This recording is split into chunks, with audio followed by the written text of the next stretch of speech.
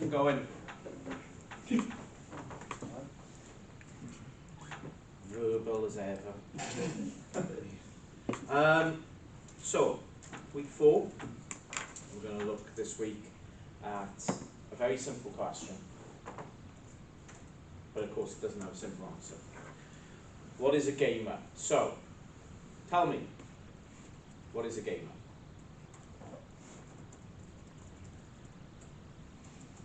Someone likes games. The answer to a question cannot have the proposition of a question within it. That was a good tip for you all. If you're going to answer a question, don't include the question in the answer. It's a basic philosophical truth. You fell from my trap, Connor. I'm impressed. Someone who likes games. Okay, well, let's take that as a jumping off point. So who likes games? I'm going to share it. If you don't like games, my question would be, fuck are you doing here? But yeah, but on a more prosaic level, is there anyone who doesn't like games? At a basic level? Do we know anyone? Forget about digital games here. Think about games in general. Do we know anyone who doesn't like games? My dad. Your dad doesn't like games? Yeah, my dad hates games. How old's your dad? Like early 50s. Early I 50s. got him on Farmville once for like a week, Yeah. but that's the most he got hooked on. But would your dad, in his youth, have enjoyed playing games? Not He did video like a bit of games. Pac-Man and stuff back in the day, They are. So, but he doesn't go out of his way to play Pac-Man right now, though. well, that's his loss. He is his loss. It's a good game. So maybe the people who don't like games. I mean, the vast majority of people play a game of some kind, even if it's some crappy game that they have installed on their phone as an app. Games are very frequent. Even if take the idea of digital games out of it, people still enjoy playing games, I would think. So, a gamer, do we all know what we're talking about first of all? We've got an image in our head of what a gamer is. Yeah? There's a mental picture of what a gamer is, right? So what is that person? Well, there's different types of gamers. There's more than one kind. Yeah, Wow. and you know, you can picture a gamer as a person that seriously plays by a game, like rules and structure in a game. There's also what are called like unserious gamers, which play like with their mobile phone and like stupid games, or what's considered stupid games, like an easy. This is what happens when like, you know, ever seen like Hollywood movies when the unheralded, and I'm not calling you unheralded artists, but the unheralded kid walks up and they're playing a baseball match or something, the school just hits it out of the park straight away first pitch. We have a difference here. Okay, gamers are usually thought of in the category of serious, but there's another category perhaps of unserious gamers. There's like people who take it seriously and people who are less committed to this activity. So let's focus then. I'm assuming, Alice, that it's safe to say that when we use the term a gamer in that sort of, you know, not the gamer perhaps, but a gamer, we're talking about the serious kind. Okay. What is a serious gamer? If you go stereotypically, you have like League of Legends or World of Warcraft, and you can see they're probably someone that doesn't go outside. Okay. So now we start to drill into it, right? There are particular games that a serious gamer is associated with. League of Legends and World of Warcraft, how could we describe these games? Apart from like incel fantasies. Multiplayer, what else? Competitive. Competitive and one keyword. How? PC, sorry, yeah, PC. PC, yeah, another word missing. You need this in order to be multiplayer and competitive simultaneously online. Online gaming, serious gamers are online gamers, they are blah blah blah. They don't go outside. Yeah. Why is that? Because they've got to get max level, yes. They've got to be inside all the time Playing. playing a game, yeah? So what does that mean they look like? A person who spends all their time inside, what is their appearance like? Pasty. Which indicates another very important term about these people. If we're saying pasty, what colour is their skin? White. White. Uh-huh. Very Now we're getting somewhere. White, The demo- pasty faced. I think the demographic term you used before was affluent white man. Affluent white man. Well, I didn't use it. That's what the industry says as a game. Affluent white male. But again, we can add another string to this bow.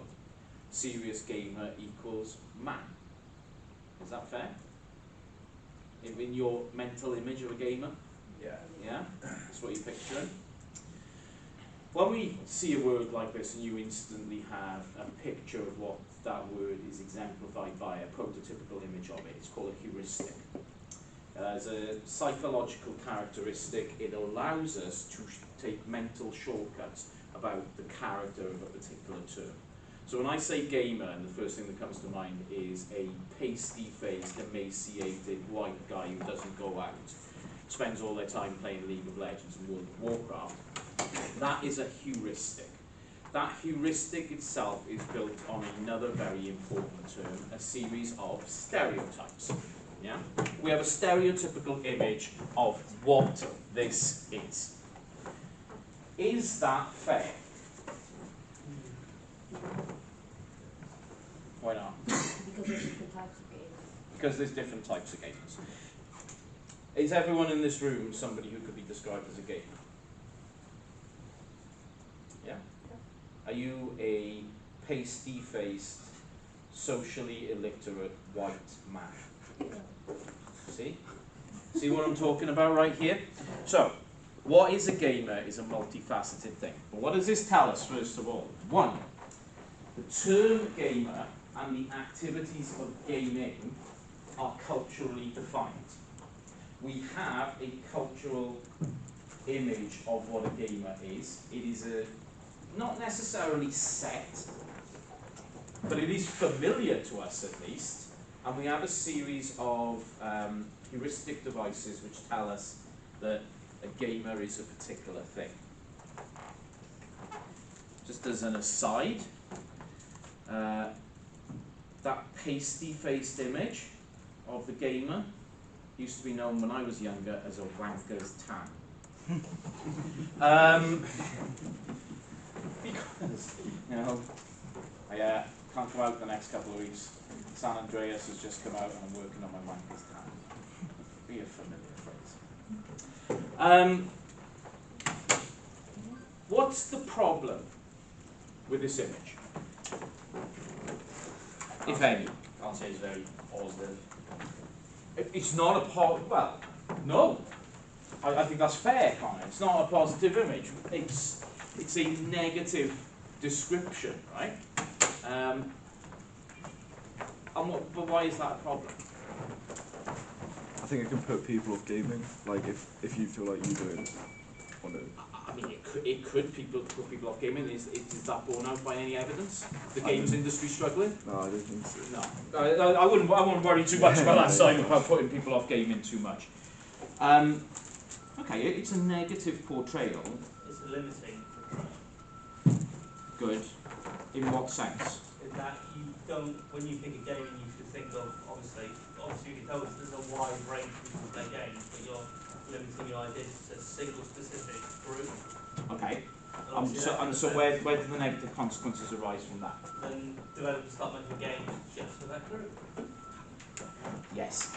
The negative aspect of the image of the gamer comes from how that gets internalized by the industry itself. So games are developed for gamers.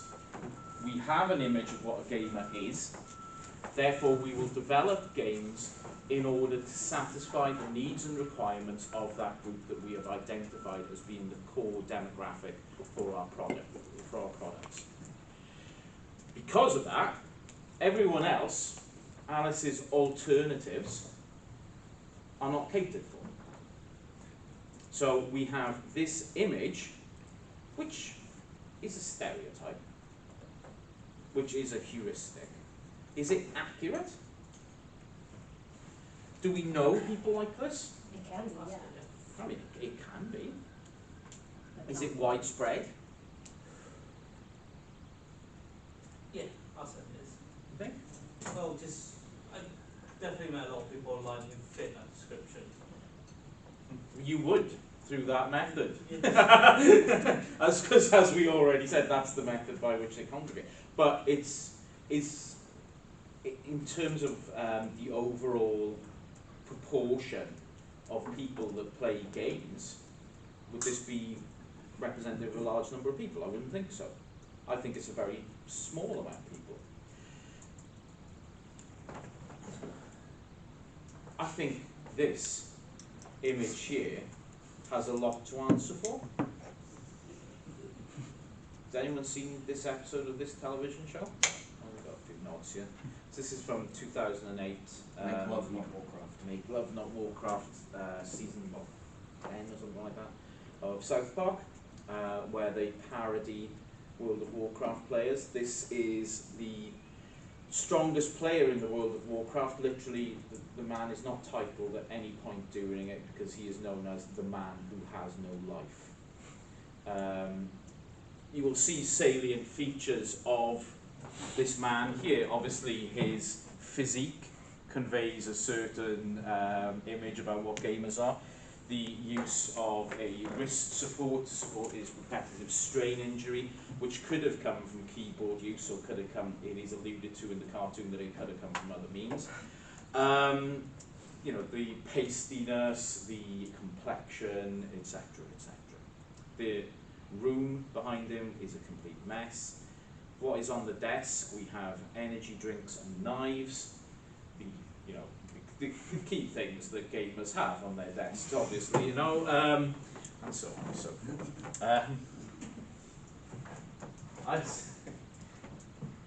Does anyone go in CEX, the shop? Yeah, that's another source of my heuristic about gamers comes from people who work in that shop. I've never seen anyone in that shop not drinking a can of Monster.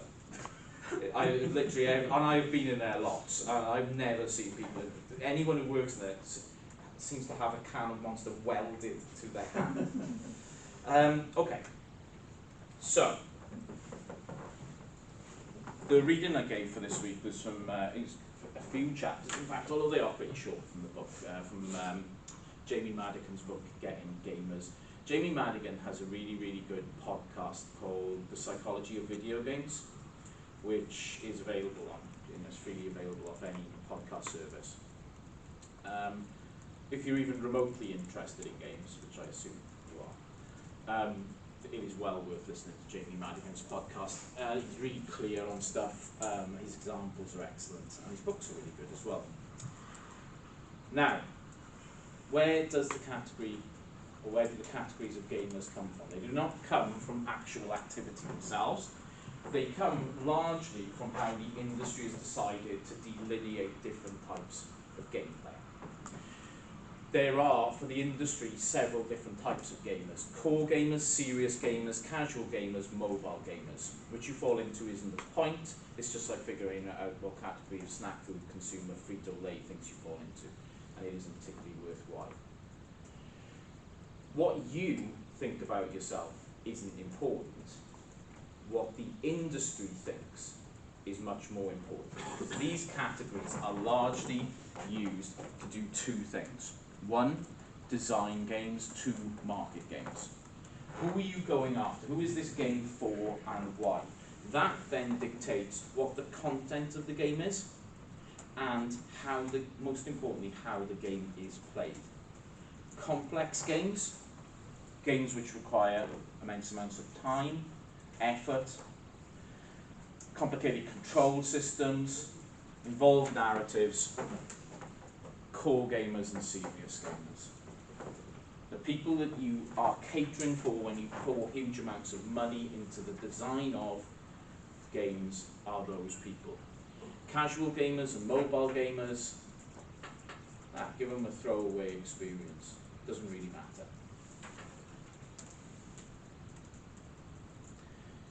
What big game was released last week?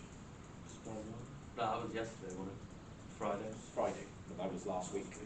So Spider-Man. Yeah.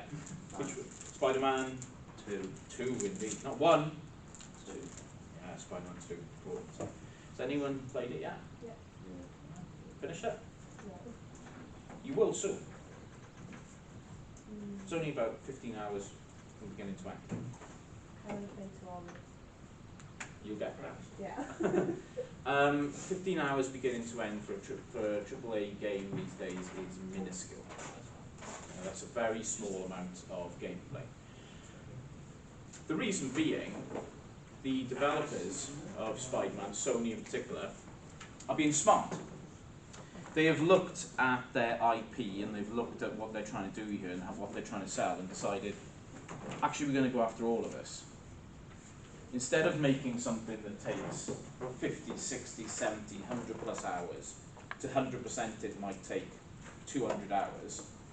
So now we're going to let people do this in 20 hours. That means people like me who only get 3 hours a week to play games because I've got a job and in mortgage and stuff, and student work to fucking mark and academic mentoring and all this shit, right? Which means I can't do actually this time. And then I've got to go to the pub, and then I've got to do other stuff. You know, life. I might only have 3 hours a week. I mean, so I can finish the game in 6 weeks. That feels like an accomplishment to me. Serious gamer might go after the 100%, but they'll do it in a couple of weekends. But it also caters for what we can call casual gamers as well. It's a very smart strategy, which a lot of developers these days have given up on, quite frankly. Decided to make everything flat out. The point of what Madigan is saying here is not about how we think of ourselves as gamers. The industry has already categorized you. It has already made decisions about you. It has already made decisions in 2 ways about you. One, you are already, like most other things in contemporary society, giving the industry data about who you are and what you are as a gamer. If you have an account with Microsoft or Sony, Nintendo, you are getting targeted with games which suit your personality and profile as they have assessed it through the data about what you play and how you play it, how long you play it for, and indeed how good you are at it. They will look at, how many trophies do you have, how much XP do you get, how long does it take you to complete this game, does that fall within the bell curve of completion of this game for being good, poor, medium, etc. So the industry itself has a huge amount of information about you already as a player. This is one of the joys of being in the digital world. The industry is also hoovering up information about what your interests are. And if your interests are in gaming, if you're accessing a lot of gaming related media, if you're reading a lot about gaming, if you're going on forums which are related to gaming, the industry will know that and it will tailor its preferences towards you as well. If you have a Twitch account, it will know. I say it will know, like it's a thing that's looking at you. It doesn't work that way, but data is being processed on you. So they have a profile of you as an individual. But also at the same time, they have a broad demographic profile of you. The games industry knows if you are male or female. The games industry knows your age. The games industry knows some of your preferences for what's going on. So the industry actually has a fairly good amount of information about you to classify you into one of these categories. It's made that decision already. What we need to do is critique the categories, because the categories themselves are based on what? Who has made these categories? And what do they look like? What are they like? Who are they? If it's the developers, then they would just be white males. If that's, I'm not sure.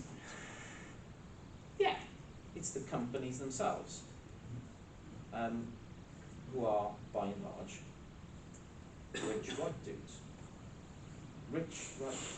I love these things that come out, you know, these people who come online, and I get loads of them on Twitter or X or whatever it's called now, like, you know, white men are the most, you know, discriminated against people. I was like, okay. Because white men make all the fucking decisions about everything, so that sounds really unlikely to me. Okay. But they want to make all the decisions instead of just some of the decisions that the woke people are telling them. Yeah. What's the opposite of woke? No Sleep. idea. Asleep. Yeah, literally, in language, the opposite of woke is asleep, yeah? So if you're criticising people for being awake, you are a fucking moron. If anyone ever uses the word woke at me to describe me in a lecture, okay, this is what's going to happen. I'm going to take them out there where that fucking creepy thing is over there, that container might be really useful for this. Take them inside there, and I'll ask them, you know, say woke with no fucking teeth. Because you are, anyone who even uses the word woke is the biggest piece of shit on earth. Okay. Men do serious games, women do casual games. We want a simple breakdown of how this works in terms of how the industry thinks about it. And this is not just me saying about it. This is a general view held in the academic literature, through analysis, through research. Largely what the industry sees, and the stereotype that is held, is that men do serious games, women do casual games. What are casual games? Animal Crossing. Hmm? Animal Crossing. Yeah. Can we have 3 examples? Candy Crush. Just Good. Dance. Just Dance. That's not a serious game, yeah. That's a good one. Any others? Geometry Dash. What the hell is that? You never played it? That's No, great. Geometry Dash. That sounds Yeah. very nerdy to me. Yeah. It's really cool. It's cool though. Yes. Okay, okay. Yeah, these would be good examples of, I guess, casual games, because you pick them up and put them down. I don't know if Geometry Dash is casual. There's quite a big community. There's a of big that. community Yeah. of, there's a community around it these days. Yeah. That's It's sad. not super easy, so that's maybe Yeah. why it is. Okay, maybe it's strategies too. The gaming industry deals in really broad categories here, is the important thing to know. Casual gaming is actually thought of in some quite specific terms. Something that only needs sporadic attention up to a threshold of 5 minutes. Okay? So something that you don't have to commit a vast amount of cognitive energy towards in order to engage with. A serious game would be something that you have to be in a state of cognitive or mental preparedness in order to play. So if I'm gonna, well, you know, what's next on the list? Probably Spider-Man. I'm gonna approach that in a particular manner. I'm gonna think, right, I need to, you know, I'm gonna put in a couple of hours here. I'm gonna try and do something here. I'm gonna do this, that, and the other. So the industry itself looks at the difference between these categories in terms of how people approach them, what kind of commitment they're prepared to put into them. Now, that leads to certain commentators making, obviously, comments about it. So Sam Anderson's point in the New York Times was a while ago, but I think it holds true. Casual games are seen as blank spaces in our daily distractions. Something which somebody might pick up in order to fill 10 empty minutes between 2 different activities in the day. Hardcore gamers play basically differently. There's a difference in terms of the skills and the commitment that goes into playing the game. Am I going to be in view if I sit here? Yeah.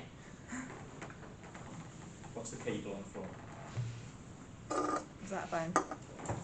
Yeah, you might. Should be okay.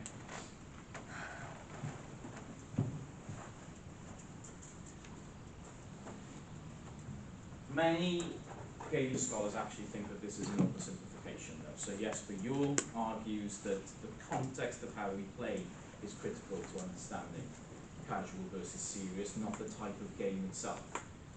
So there's going to be a point when I'm playing Spider-Man 2 where I'm not going to be doing any missions. Fuck's sake, sorry. That's all right, go ahead, answer it. It's my alarm, actually. Fuck's sake. Were you expecting to be asleep at this point? Fucking ringing endorsement of what's going on here.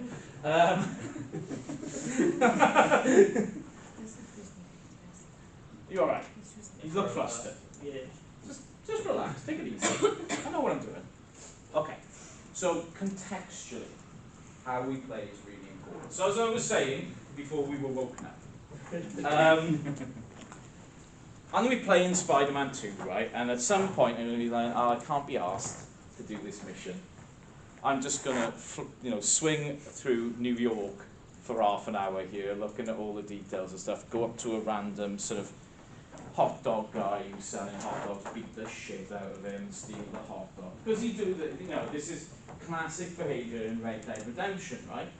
You do loads of missions, but then at some point you just ride off into the middle of nowhere, find some sort of person who's building a camp, go up there, kill them, steal all their shit, and then ride off, right? I'm not approaching the game in a serious manner at that point. I'm not committing to it in the way that perhaps even the game designers want me to. But they've given me the space in order to have that casual engagement at that point in time. So the point that Yule makes is not that there are games which are serious and games which are casual. Instead, there are modes of engagement with games which are serious and casual. And we can move between those 2 points as we see fit. Sometimes we want to approach a game and we really want to put something into it. Sometimes we just can't be bothered, Therefore, even mobile games need to be taken as quite serious. I'm sure everyone, well, maybe not everyone, but has anyone played a game on their phone which they really have got into in an unhealthy way? What games? Tetris? Piano tiles. The fuck is that? It's like Guitar Hero with a piano and you ring. Oh my god. You've yeah, never no. played Really? piano? Okay. Tetris is a great one because people go nuts over Tetris and stuff. Clash of Clans. What's Clash of Clans? What's that? Oh, I've seen adverts for that. That looks intensely. Flappy Bird. Not for me. I've seen, this is like a RPG game, though, right? Which you play, I can imagine people getting into that. Tetris is weird because when I have periods of playing it, I see it in my sleep. That's not okay. That's not okay, I know, yeah. Amongst all the other weird shit I see in my sleep. Tetris is weird. And then I approach tasks at work like Tetris as well. And I think I go through it like this. Everything becomes horizontal for some reason, this is the problem if you grew up in the early 90s and you had a Game Boy, that's all you did was play Tetris for days on end. And it has deep effects. So, it's not quite the case that we can write off, for example, mobile gaming as a whole industry which is not serious. In fact, playing mobile games leads to all sorts of new types of mobilities and literacies about how we're mobile as individuals. I think, what are you talking about? Well, if you take something perhaps like Pokemon Go, it transforms the way in which we actually walk and move through environments. Leads to new ways of discovering the city. Did you know, for example, and you would if you've read my book on Pokemon Go, which I'm sure you've all done, that one of the consequences of playing Pokemon Go seriously is to be pushed around places in a particular order. So instead of the usual way of walking to places, you will be pushed into a different way. Can anyone tell me why? Why would Pokemon Go and Niantic, its creators, do this? Is it to go past responses? So Absolutely. Yeah. When it first came out, in fact, in 2016, people very quickly noticed that you did a lot of walking past Starbucks. Guess why? Starbucks were paying Niantic in order for people to do that, to increase footfall outside their shops, because increased footfall equals increased possibility of custom, and they were seeing an uptick in things as well. And indeed, they upped the ante on that a few months afterwards, and Starbucks started putting rare Pokemon in their stores. So people would have to go in there, and then when you're in there, you might as well get coffee, right? And then you get a voucher anyway for 10% off as well. So that kind of mobility of mobile games, you might think, okay, well, Pokemon Go is a really specific example of this, but actually that kind of logic is embedded in quite a few mobile games as well, where you're asked to do particular things. But what does mobile gaming also do for us? Requires semantic and visual understanding and develops different ways of understanding interfaces. This is quite sophisticated. How you use your phone, how you understand the interface itself develops with this kind of thing. And what we call mimetic interfaces require different bodily habits and memories of those. Anyone tell me what mimetic means? Posh words, this Monchi. Anyone want to look it up? You all have the, the entirety of human knowledge at your fingertips, right? You get in there, yeah. Formed.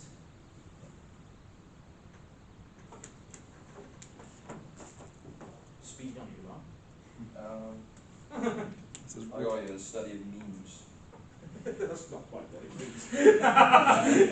Okay, that's interesting. Studied information and culture based on analogy with Darwinian evolution. Ah, there we go. An evolutionary interface. Evolutionary in that it starts in a particular way, and like all evolutionary systems has a period of adaptation until you learn to behave in that way properly. So what mobile games do is train the body in order to behave in particular ways. So when you have mastery of that mobile game, you don't think about how you move your hands, how you hold the phone, how your positioning of the phone is relative to you in a particular way which makes it the most comfortable. For example, all of that disappears, right?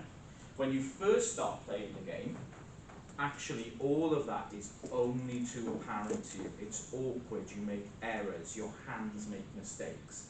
But a mimetic interface trains you over time in order to do this. Now, one of the points about why mobile games weren't so serious is that it's all swipes, it's all gestures, etc. Actually, it isn't that simple. And while the gaming, people who advocate serious games might say, well, learning interfaces to play serious games is a training, where you have to use the controller or the keyboard in a particular way. But you have to use the phone in a particular way too. So, this mediated isolation also becomes a form of control over our urban culture. Playing a game on a bus, for example, has become just as powerful a thing to do as putting these on. We've known since the 1980s that actually listening to music on personal stereos has been a very, very important way that people have sought to control urban environments. So this goes back to the invention of the Walkman in the late 70s, where for the first time people could walk around with their own music and their own choices of music, and ostensibly block out the world around them, creating what we call a bubble of personal space. Games, mobile games in particular, do this also. And therefore, anything that transforms culture in that way becomes a part of the construction of culture itself. And the games become part of culture as well. So when I say Candy Crush, everyone in this room knows what I mean, right? Well, guess what? Everyone out there knows what I mean as well. If you've owned a phone over the past decade, you will have been exposed in some way or another to that game. You may not have played it, but you would have had an advert for it, I can guarantee it. It would have appeared in front of you somewhere over that period of time. It is a part of wider culture. So, the casual versus serious dichotomy actually doesn't stand up to much close scrutiny. People can take these so-called casual games and invest huge amounts of time, effort, training, and cultural significance into the playing of something which is deemed to be casual. That doesn't sound very casual to me. So Yule's overall point about context is really important. Somebody can be a very, very serious casual game. They can take what we consider to be casual and take it very, very far. must have been massively addicted to like a casual game at some point, and for the life of me, I can't remember if I was now. That's weird. Must have been something. Where does this come from? This dichotomy and this identification of gamers. Well, let's get into that that key concept there, that idea of the identification of a particular gamer. Where does the category of gamer come from? It comes from an industry which is in itself absolutely toxic. There is no more toxic media industry than the games industry. By a show of hands, who, post-graduation and perhaps postgraduate study or whatever, would like to work in the games industry? One person. I'm sorry, it's going to be difficult. Because guess what? You're a woman. That's going to make it really hard to work in the fucking games industry. I'm not planning on working here, so it's okay. I mean, globally even, Yeah. there doesn't seem to be a huge amount of variation globally in how women are treated in the games industry. How can we understand how gamers are conceptualized? Well, this is about as good an argument as I've ever seen to it.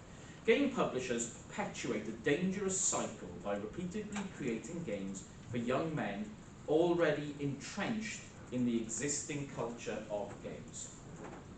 So a culture of games has already been established, and then the industry itself perpetuates this culture by creating games which in themselves continue the tropes of this culture. Ideas of misogyny, violence, etc. are embedded in games which are created by the industry to satisfy the desires and perceived desires and needs of its core audience. And therefore, we should not act with shock when we come up with things like, gamers have got real problems with women. And we'll say, yeah, well, there's a culture that's been created that which perpetuates that image. Yeah. What about Henry Jenkins? What about him? He said he has a different view on, culture and community. He does? Yeah. He does? Is he right? No. Okay, let's fuck him off right now.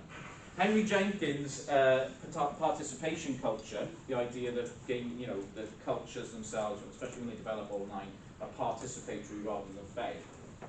The gaming industry is actually a key indication that Jenkins is wrong about that. What's more, Jenkins himself has been exposed in the last 2 years as being a massive misogynist. So I am not that keen on bringing him into any arguments anymore, to be honest, because Jenkins himself has been exposed as having attitudes towards female colleagues and students which can only be described as grossly sexist. So,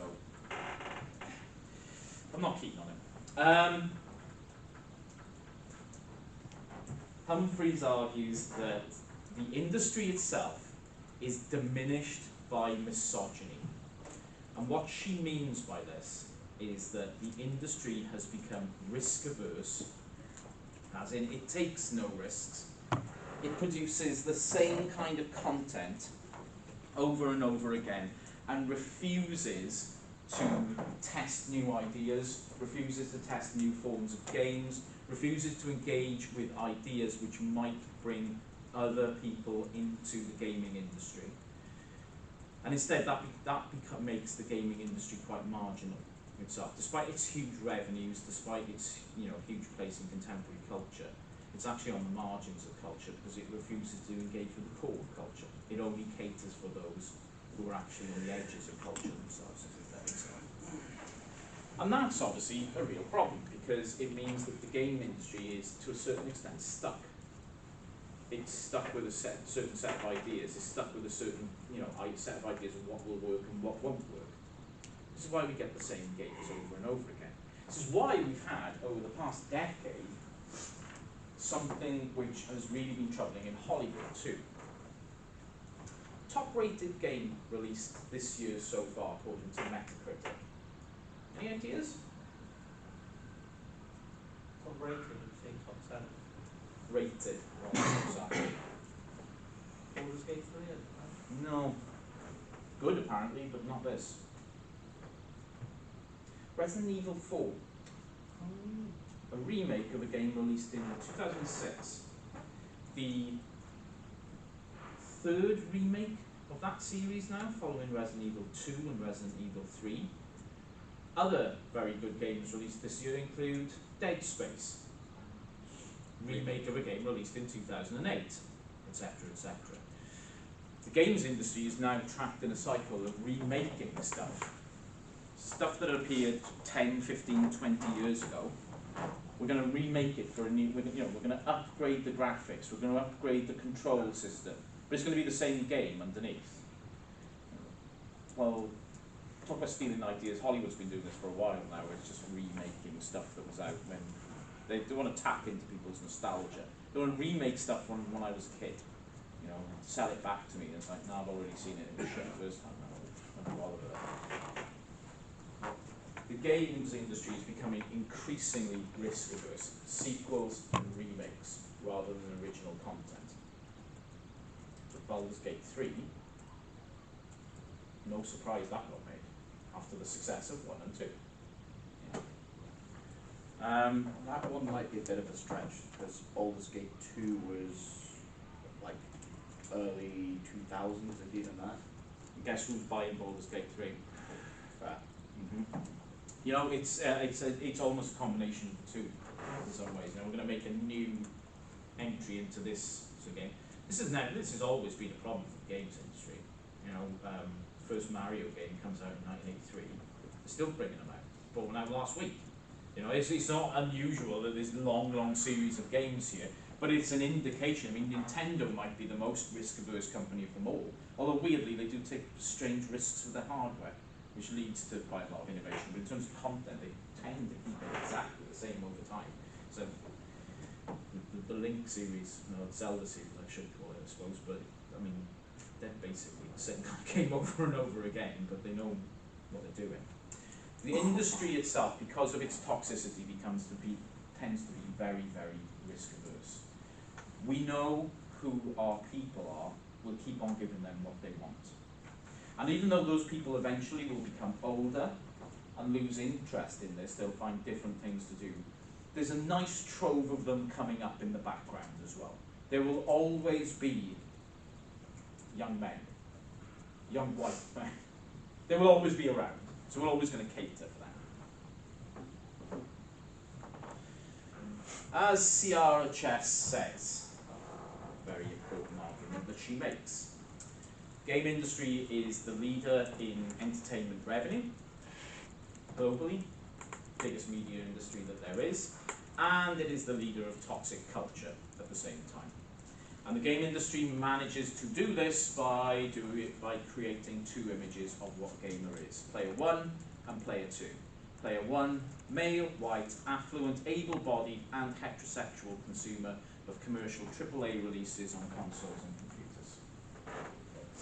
For chess, all of those points are important because, remember, this is a stereotype, this is an image, a model. Doesn't matter if we might not fit into one of those categories.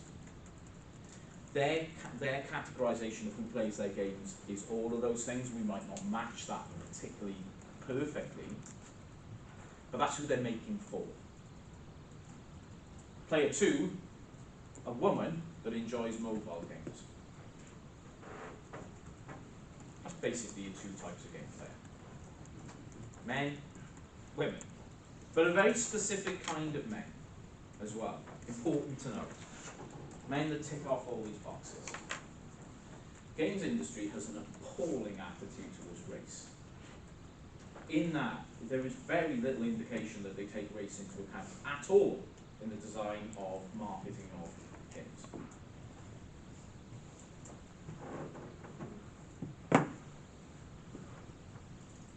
So, go back to the question at the beginning. What is a gamer? What is a gamer for the industry is player 1. That's what a gamer is. Now, when we go back to our heuristic of a gamer that you imagined at the start of the lecture, probably not actually that far away. If you think about it in those terms, your image of a gamer in your head is actually fairly close, I suspect, to what the games industry considers to be its core gamers, right? Which tells us something really important. That image has become a cultural commodity in itself. It has become accepted. When an idea is accepted as common sense in a culture, it has become something. Can anyone fill in that blank for me? I have been talking about this since you did MS 100 3 years ago. Be hegemonic. Thank you. That notion has become hegemonic. It has become an ideological construct which is now accepted as a common sense view of something. Antonio Gramsci himself could not put it any better than I just put it. So there is a never say the word, hegemonic construct at play here.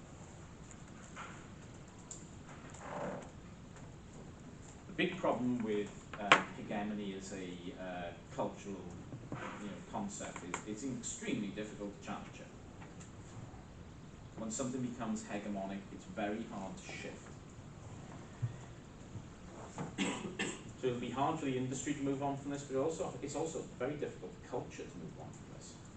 If we want to flip all of this on its head and say, well, how does wider culture recognise that gamers aren't like that image we have of them, but instead they're more like Jen, Nick, or how do we do that? Well, when we're dealing with something that's hegemonic, what we've got to put our hands up and say is like, that's really, really difficult to do. You can't change hegemonic ideas like that. It doesn't work that way. It's become deeply embedded in culture itself. Extremely difficult to change. Let's have 5 minutes.